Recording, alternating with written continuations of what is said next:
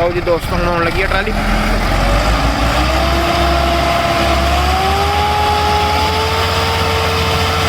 ਦੋ ਲੋਕੀ ਆਉਣ ਲਈ ਹਾਲੇ ਵੀ। ਲਓ ਜੀ, ਆ ਗਈ ਆ ਗਈ ਆ ਗਈ।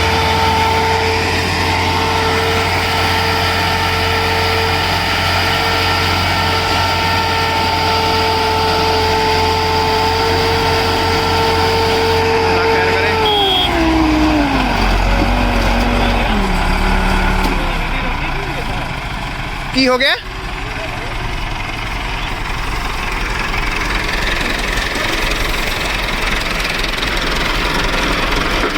ਹਾਂਜੀ, ਹੁਣ ਇਕੱਲਾ ਹੀ ਚਾੜ ਲਊਗਾ ਉੱਤੇ। ਆ ਗਈ ਆ ਤਾਂ ਹਲੇ ਵੀ ਬਹੁਤ ਔਖੀ ਚੜੀ ਆ।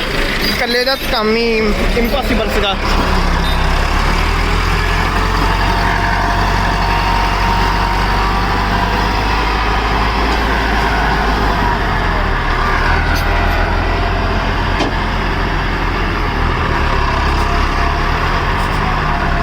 ਟਰਾਲੀ ਦਾ ਗੰਨਾ ਵੀ ਇਧਰਲੀ ਸਾਈਡ ਨੂੰ ਕੁਛ ਗਿਆ ਵਾ, ਖਿਸਕ ਗਿਆ ਪੈਰਾਂ ਨੂੰ।